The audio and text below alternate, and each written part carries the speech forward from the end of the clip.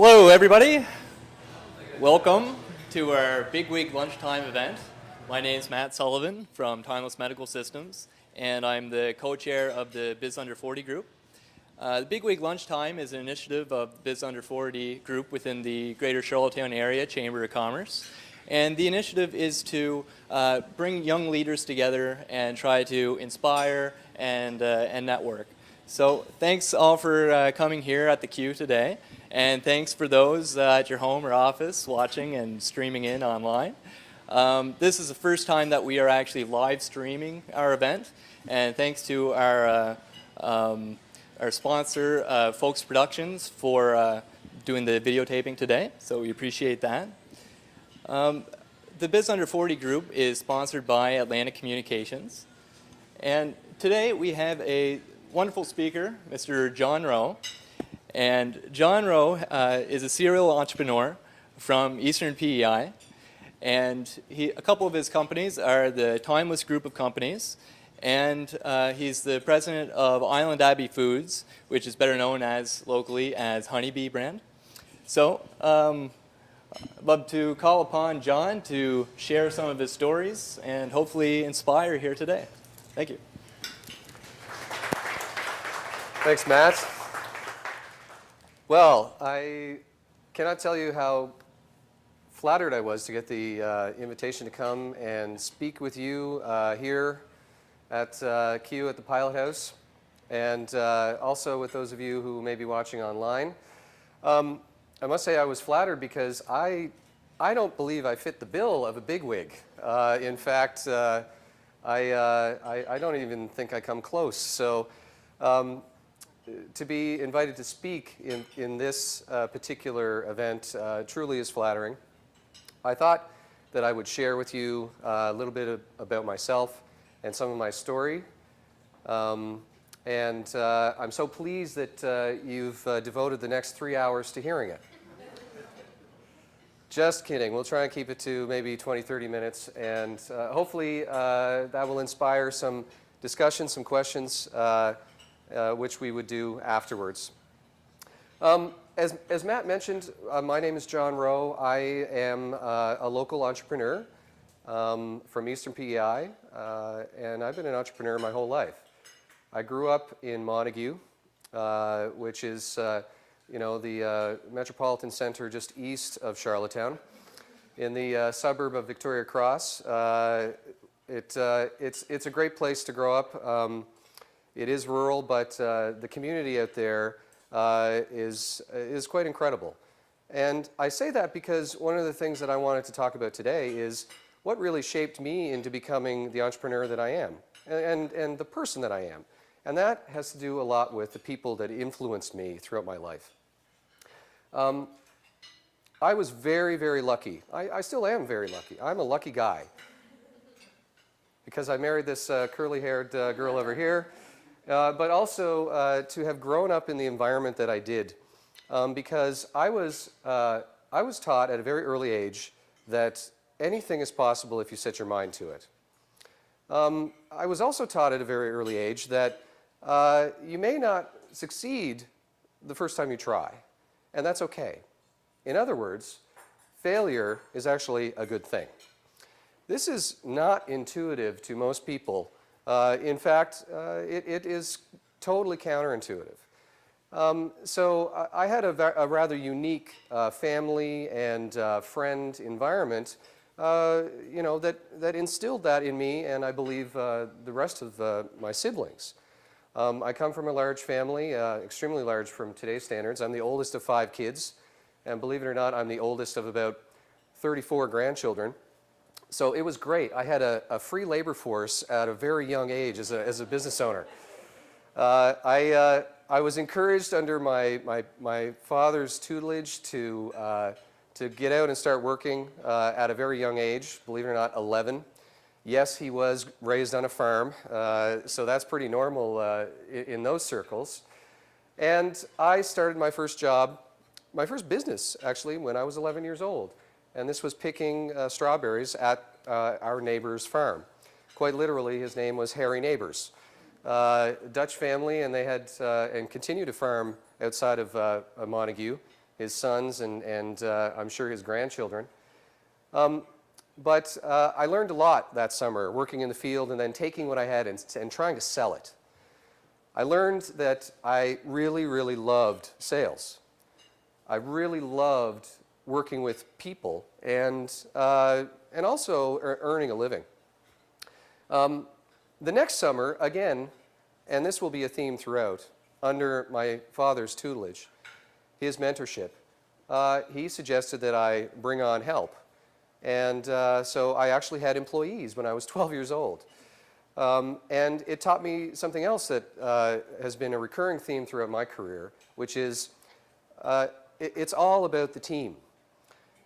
You need to have a team around you if you're going to grow a business, if you're going to have a chance of success. And I love working with people. And this has been key to the success that I've had throughout my career. By the time I graduated from high school, I had, with my family, several seasonal businesses. In fact, we owned the local ice cream parlor. We had a Dickie D franchise. As you can probably tell, I really like ice cream. We also had a landscaping business. And I was also a music teacher, believe it or not, teaching kids all over town. And loved every bit of this. Because, again, I had an opportunity to work with a large group of people. Quite literally, we had about 30 staff by the time I was 18. And that really is what I enjoyed most about it. I moved off island, went away to university. I went to Bishop's University in Quebec.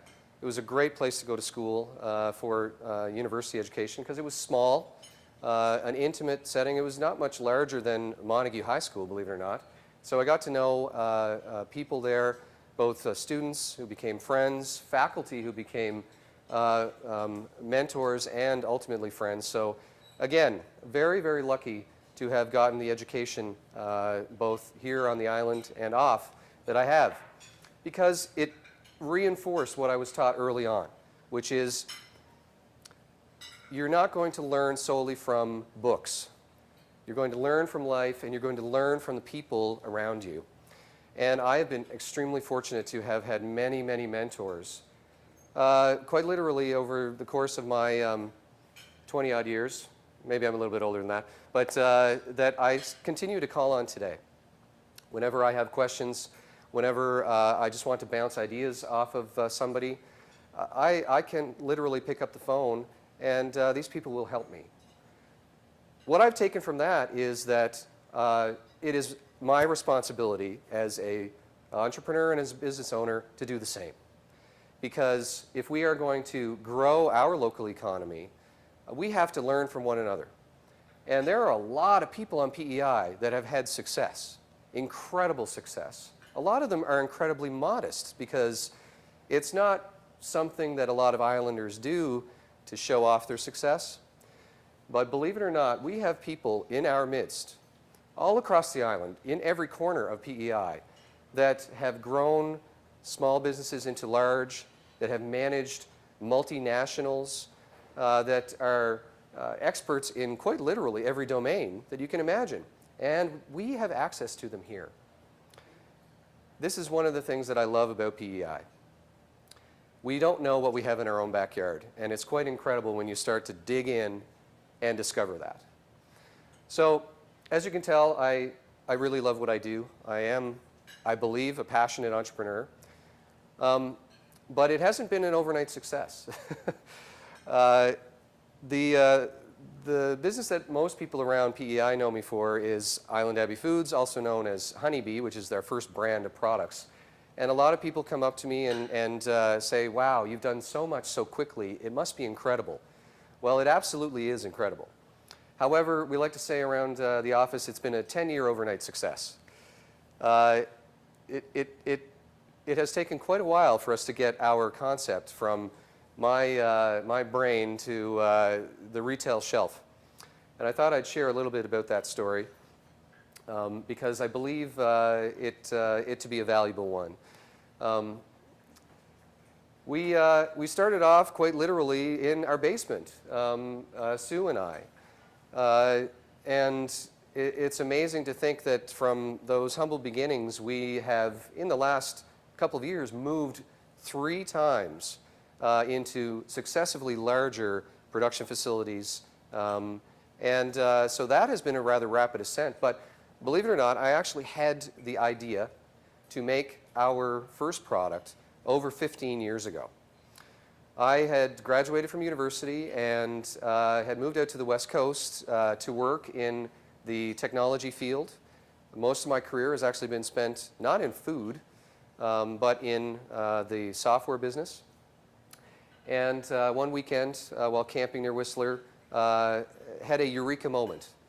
I had a bit of a honey accident and thought there must be a better way to carry honey around. And when I got home to Vancouver, I started drilling into it and discovered that there were other forms of packaging, but they were all still liquid product. And while there were honey candies and suckers and cough drops, those weren't actually honey. They were sugar. And so I started looking into why and discovered nobody had figured out how to put honey into a solid state. So I sensed an opportunity. I thought to myself, I couldn't be the only one that breaks packaging and gets honey, sticky, messy stuff all over my backpack or briefcase or somebody's purse, etc.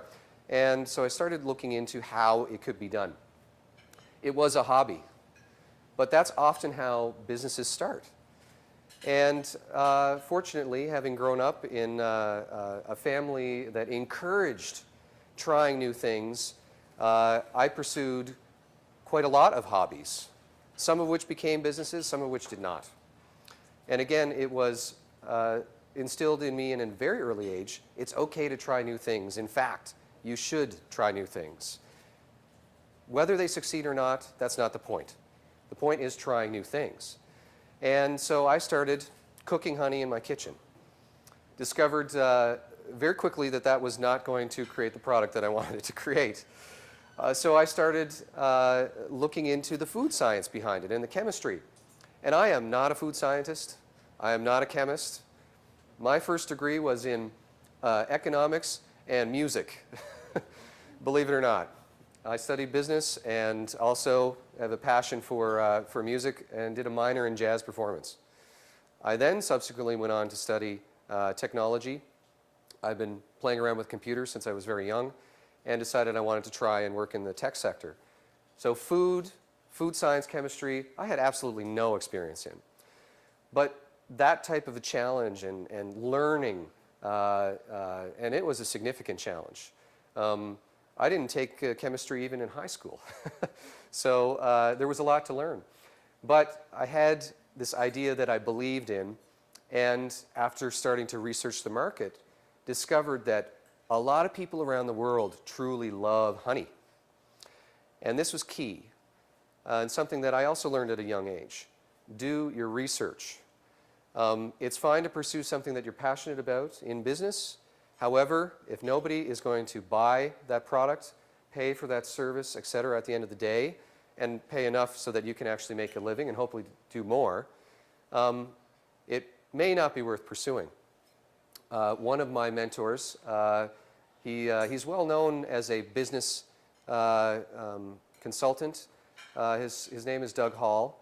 He has a mantra which he calls fail fast and fail cheap.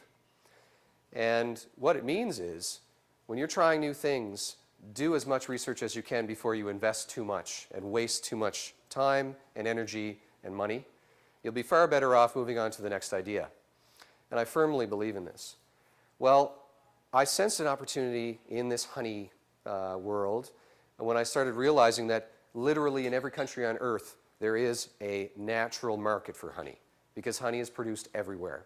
There are bees in every corner of the planet. And in the sweeteners business, roughly 10 to 15% of every country's sweeteners market is honey. Honey is the dominant natural sweetener around the world. So discovering this, I sensed, I got even more excited sensing the opportunity. and began to really pursue the research, both on my own as well as with the help of friends. This is another thing that I learned very early on, and it's not to be shy. Whether it's asking your friends and your teachers and your mentors for help, or even somebody that you've never met before. I'll share just briefly a quick story. When I moved to Vancouver after finishing university, I had some friends and family out there, but I did not have a very broad network. And I wanted to get into the technology sector. So I did what somebody advised me to do whenever I go to a new town. I got the name and number of the top 10 CEOs in software in Vancouver, and I called each and every one of them. 6 of them offered to sit down and have coffee with me on the first call. 6. And we're talking companies with a combined value at the time, this was in the mid-90s, upwards of multiple billions of dollars.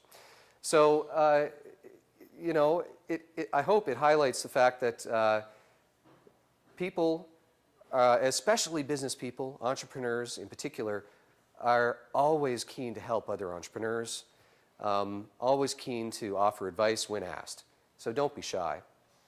I realized the limits of my food science capabilities, my chemistry capabilities, after pursuing this honey research for several years. And fast forward a little while, and I ended up moving back home to PEI. I thought it was going to be a brief stop, to be honest. This was after I had been down in the States, had started up a business with a friend that we were manufacturing computer products for retail. We launched literally a couple of weeks before 9/11. As you can imagine, the retail sector went from there, and it hasn't even really fully recovered, you know, almost 15 years later. Learned a lot of very valuable lessons during the next 3 years until ultimately we had to shut the company down. But again, the failure that I experienced is probably one of the most valuable things that I carry with me today, because it was a pursuit of passion for what we were doing, which ultimately we had to close. Very hard thing to do as an entrepreneur, but sometimes it is the right thing to do. It provided me the opportunity to come home. I thought I was just going to come home and hang out on the beach for the summer and relax. But I had a couple of really momentous things happened. Number one, I met Sue, my wife. Number two, I discovered that PEI had resources that, quite frankly, don't exist elsewhere. We actually have competitive advantages here over major markets, major centers all around the world. And not everybody realizes this. In particular, to me, I discovered at our university there is a food technology center, one of only a handful in our country or even around North America. And they have resources there that you can hire to assist you in doing R&D. More importantly, that institute has support from our local government, Innovation PEI, and also the federal government, both Agriculture Canada and other agencies, the NRC, etc., which can help offset the cost of doing R&D. And doing R&D is incredibly expensive. I discovered that after pitching my idea and showing evidence that what I thought could be done, if given the resources, the lab and bench time. They also have a pilot plant where you can test things and a larger pilot plant where you can scale. You can do it with 50-cent dollars. As an entrepreneur in a startup mode, operating out of our basement, this is incredibly valuable. Not only to have access to the infrastructure, but the brain power that they have at this, which is, it's now called the PEI Bio-Food Tech, because they do a lot more than just food. It was an incredible stroke of luck to make friends with these people who became our collaborators. And we spent the next several years working there, literally from 2004 to 2009. And so we were able to perform our research and offset some of the upfront cost of that, while taking those dollars and putting them towards marketing, Our first marketing hire, who's been with us from the basement days, Graham, is here with us. And quite literally, because we were able to save on the R&D, we were able to hire a full-time employee much earlier on in our company's life cycle than most would. Because on PEI, you have public support to do things that have an opportunity to succeed, because we did our research and showed the business case. And it is much greater and much easier to access than elsewhere, anywhere across Canada. And when you're talking internationally, it is far easier to do it here than it is elsewhere. And believe me, I know. I've started up businesses all across Canada and across several states. This is a competitive advantage that we have that most people aren't even aware of. Not only is the island a great place to live, we actually have support here, both public as well as private, that just doesn't exist elsewhere. I can literally, if I have a customer or a prospect come in to visit for the first time, I can get a meeting with our premier almost the same day. You cannot do that elsewhere. And believe me, it impresses people who are especially coming from outside of Canada to meet the head of our government or our colleagues that work in Innovation PEI, the trade team, et cetera, et cetera. You just cannot do that elsewhere. When I lived in Vancouver, my boss tried to get a meeting with the Premier of BC for 3 years. 3 years, and it didn't happen. So I consider myself to be very lucky to live here and to be in business here because of the public and the private support that we have. People on the island want to support one another, especially when the ideas are good. The one thing that I would comment on, however, that I consider to be a challenge which we have yet to overcome here is our concept of failure and it being something to be ashamed of. I do not agree with this at all. In fact, I vehemently disagree. Failure is something which we islanders must embrace. We have to if we're going to grow. Because those people that take risks should be encouraged to do so. In other words, entrepreneurs. But if we have an attitude that failure is bad, a lot of people are afraid of failure because our perception of it. And this is absolutely wrong. You are not going to encourage more people to take risk if you do not agree that it's possible that they may not succeed. In fact, it is highly likely that they will fail. Nobody hits it out of the park the first time. A lot of people see our success with Honeybee. However, they don't always get to hear my backstory. Honeybee is not my first business. In fact, it's my 25th. No joke. And I shouldn't say all, most of the others did not succeed. They ended in failure. We need to recognize this fact. It is a fundamental fact in business. It is extremely unlikely that you are going to knock it out of the park the first time, and that failure is a good thing. We also need to recognize that we need to invest more in people that may fail, not less. If we are going to grow here on the island, we need to continue to invest more and accept that we could lose every penny that we invest. The reason why we must invest, though, whether it's personally, whether it's publicly, is because we can use that to our advantage, to attract entrepreneurs from elsewhere, to leverage that capital into larger pieces of capital, which we desperately need on PEI. And it's all good if we accept that failure may occur and that that's not a bad thing. I believe that if we change our attitude towards this, we can do incredible things here. And I hope that Honeybee and the Timeless group of companies, both businesses started off extremely modestly. And I'm pleased to say both are experiencing double-digit growth year over year. And we expect that to continue. And we're doing it right from Charlottetown. If we can do it, anybody can. I firmly believe that. And I'm here today to say I would be happy to give my 2 cents to anybody if I can possibly help you. Thank you.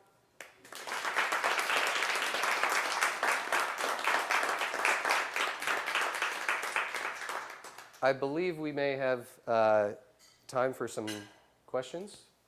Yeah, so if anyone has a question, please raise your hand and I'll pop over with the microphone for those tuning in. So I'll start it off just while people can think of a question. John, how do you know whenever it's time to pull the plug on a failure? The hardest thing for an entrepreneur to do is to put the nail in the coffin of their business. It is incredibly difficult to do. Not easy, because most businesses that entrepreneurs start come from a passion. Most require investment that can sometimes mean going into debt and leveraging personal assets in order to pursue that passion. However, sometimes if you're not achieving some success within a period of time that you're comfortable with, you have to take a hard look at yourself and your opportunity. You have to back away from it if at all possible, and really evaluate honestly whether you can continue it, even if there is opportunity, but it's 2 years down the road and you don't have the resources to do so. It may be time to shut it down. And there are a lot of ways to do this. You don't have to do it alone. Again, I'm a firm believer in asking other people, whether you know them or not, for advice, especially those that have experience in this. And we have a lot of them around us. We do. If you go to the chamber events here in Montague, in Summerside, all across the island, there are experienced business people who've been there that can relate, and they would be happy to share their insight. But fundamentally, it has to do with ensuring, in my mind, that you are not putting you or your family in financial jeopardy. No business is worth risking the farm. Don't sell the farm, don't risk it. That's what my grandfather told me. Our farm has been in our family for 200 years. And I'm a firm believer in that mentality. You have to maintain your base. And don't roll the dice completely. You have to make educated bets. And everybody here today is capable of doing that, because we have the tools today to do it. It's a combination of, asking people for help when needed, utilizing the tools that are out there available to all of us on the internet. I mean, you can access the same forecasting tools that Gartner and Forrester use, the top forecasting and analytics companies in the world, and they're available to all of us for almost nothing. And so I use these tools all the time, especially to validate or invalidate a potential idea. In using these tools, the entrepreneur who wants to take that hard look at themselves can do so, objectively. And I think it's important to do that as an entrepreneur, quite literally, especially if you're in startup mode, once every 3 months. Because it forces you to look at your business plan, whether it's 1 page or 100 pages. You have to continually look at your plan and see, okay, if what I thought was going to happen, is it happening? If not, I need to adapt, adjust, make changes, which is one good thing. And also, you may discover as you're going through that process that it's not what I thought it was going to be, whether the idea is not going to happen, or the market is not the size that I thought it was going to be, et cetera, et cetera. So it's a continual process, and you have to do what most people find incredibly difficult, which is to take a good hard look at yourself and be honest.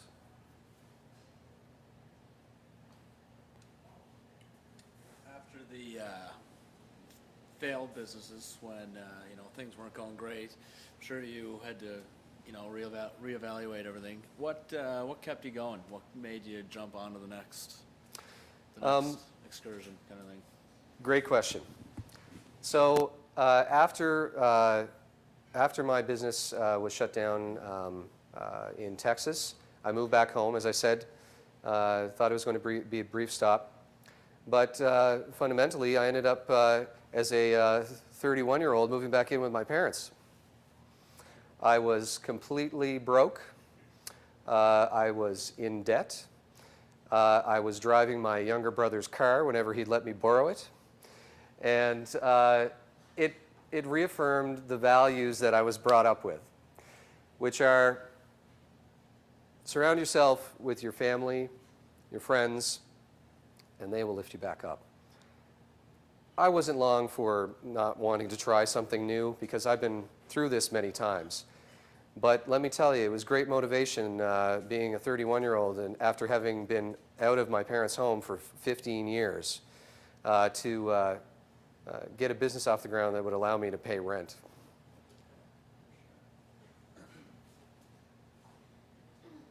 Did you ever think of going into something else other than entrepreneurship, like starting up your own business, or did you always know that's what I'm going to do? So another great question. The question was, did I always know I wanted to be an entrepreneur? Had I ever thought of going into other things? Well, quite frankly, after graduating from high school and having a bunch of small businesses, seasonal businesses, and they were all small, modest, you know, a couple of employees at most. I thought I wanted to go to university and get a business degree and then go work for a large company. And I did. I went out to the West Coast and I worked for Apple. I worked for Apple kind of indirectly, but our company created audio technology, which Apple was our largest customer of. You may have heard of MP3. I worked for one of the guys that invented MP3, as well as the other MPEG formats. And we licensed a proprietary audio format to Apple, and they were one of my customers. So I worked with several people in their marketing team to introduce new multimedia technologies, and it was very exciting. This was when the internet was starting to become a commercial reality, and we literally went from 0 to 150 million customers in 3 years, distributing this software. And I had always had an interest in software, you know, I always thought I had an interest in working in a large enterprise like that, but I realized after 3 years it was not my passion. I learned a lot, worked with some of the most incredibly bright and creative people in advertising, branding, product development that are in the world, as the last 20 years of Apple product rollout has demonstrated. So it was a very, very valuable experience. However, I realized that my passion was in working with my own or my team's ideas and turning them into something from nothing. The challenge that that poses is really what excites me the most, because there is that risk of failure, but the rewards can't be quantified. Thanks, John. We got a question that came in online from Mr. Brad Pino. The question is, are people born entrepreneurs, or do you become one because of how you were raised? Great question. And that fellow's name sounds familiar to me for some reason. Yes, we did plant that guy. Brad is actually my partner in Timeless, our software company. But it's a great question because a lot of people believe that entrepreneurs are born, or it takes a long time to become an entrepreneur. I do believe that the environment in which you are raised or educated plays a part in it. However, I firmly believe that anybody who is capable of taking risk can become an entrepreneur. And I'm not suggesting that everybody is capable of taking on a large risk, you know, the first try. But we can all teach ourselves risk tolerance.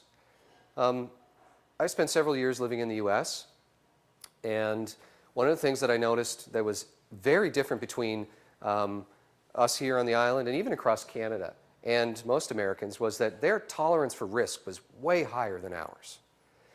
And I think it's a cultural thing.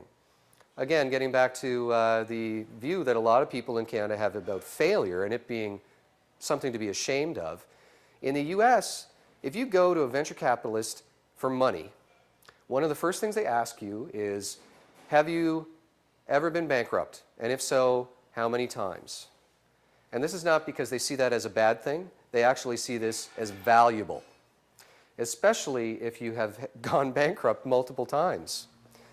It is just a completely different viewpoint. They see that as experience, and if you have gone bankrupt multiple times, it is a good thing because it shows that that person is willing to pick themselves up, dust themselves off, and give it another go, which as an entrepreneur you have to do.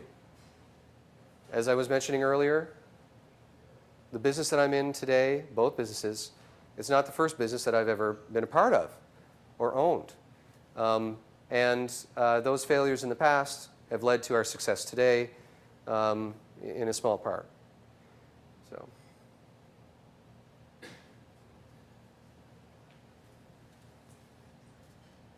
John, you talk about the international market. So with such a broad market for success and failure, how do you market to such a broad audience across the world? Great question. If you want to market internationally, you have to start at home, especially if you're starting something up from scratch. It is far more expensive to try and test markets outside of your local community, outside of your province, outside of your country than it is to do it at home. And the advantage of doing it at home is not that you can just save money, but you can also accelerate your findings. And if you're doing it properly, structuring proper market research so that it is objectively done, you can determine how you're going to succeed elsewhere. And that is always one of the first things that I recommend to anybody who wants to try and get a business or an idea off the ground. Start small. Do it in your backyard. Do it where you can drive to as opposed to having to fly to. Because if people aren't going to take to it in your backyard, it may not work elsewhere, no matter how good the idea or how you position it. So take advantage of what you have at home first, because it will lead you to the right strategy or strategies over time for tackling going across a country or going into multiple country markets. As well, one of the other things that I learned very early on was in going into international markets in particular, you're far better off doing it with partners than trying to do it alone.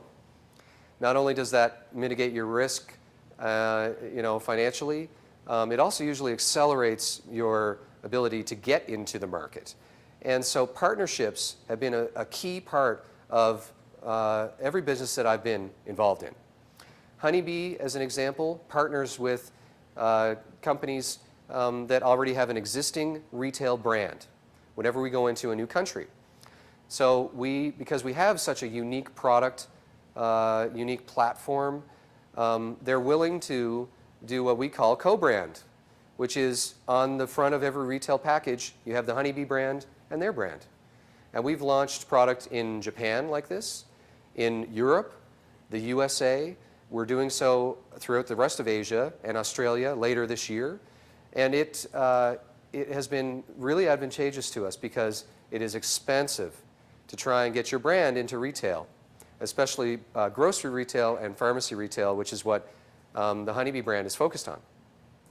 So, test at home, but ideally find partners who are going to help you when you want to go into those other markets outside of, our province or our country. John, how do you maintain a work-life balance? I don't. I'm just kidding. That was for her benefit. Well, the simple fact is that sometimes it is a challenge to do so when you're in business. As an entrepreneur, there often is no difference between work and life, and I can say that I've lived that. But I can also say that I didn't see it as a bad thing all the time. I love what I do. That's key number one. If you're happy to get up in the morning and go to work, then it's not really work. And most entrepreneurs feel that way. It's life, and I love my life. I love it so much that, last night I had one conference call, with some folks in Asia at 10:30, another at 11, and another at 12 midnight. And I was up this morning and in the office before you. Just kidding. But I must say it's also very important to recognize when you have to separate. I'm very pleased to say that after several years, Sue and I achieved a milestone. In December of 2011, we took our first vacation in, at the time, 6 or 7 years. And my God, it was good to get away. It was so good to get away. And we made a pact that we were going to get away at least once every 6 months from now on. And we've been sticking to that. We're about due. Yeah. we were away at Christmas time, and well, it's June, it's almost July, so I guess time for another vacation. But it is important to take a break for, mental happiness and health, physical health. You cannot work. But if you love what you do, you can definitely work a lot.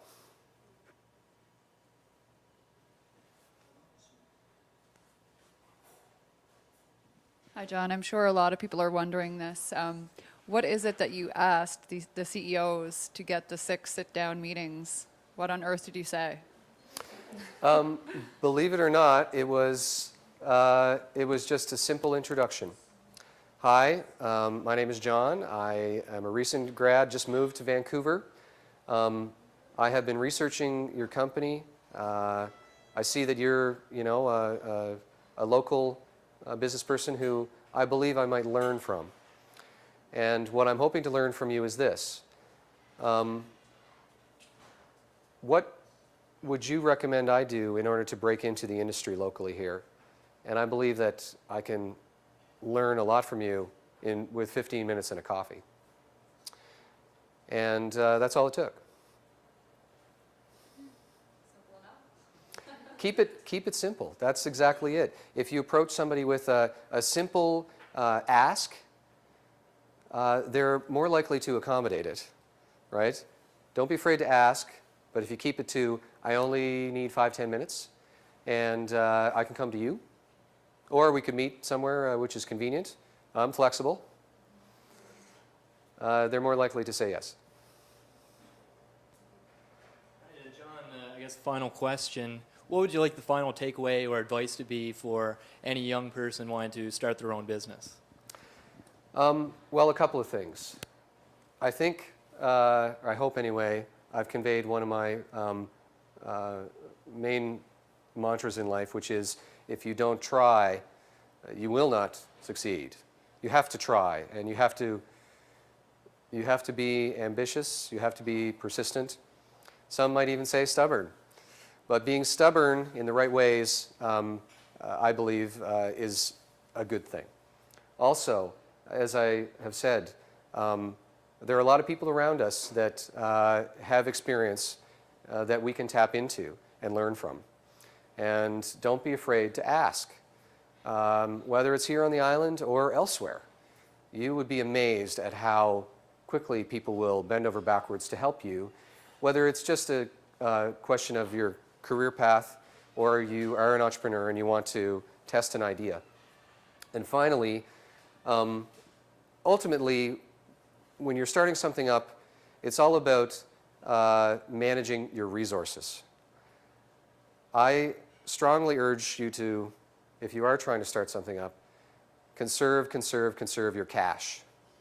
Without cash, you cannot leverage into other things, whether it's credit, of one kind or another, whether it's investment.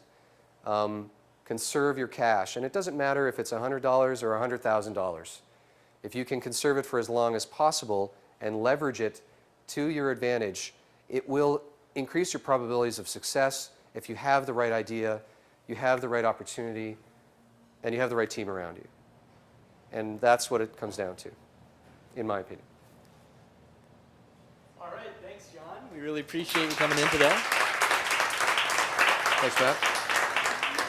Thank you. So you're now inducted to the Bigwig Hall of Fame.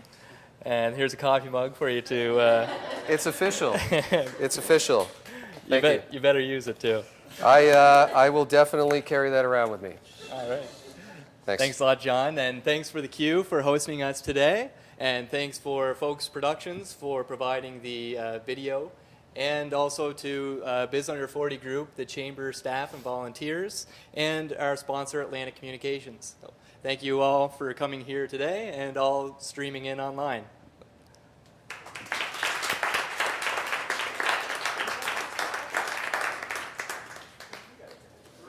There are candies on everybody's table. Please take them home.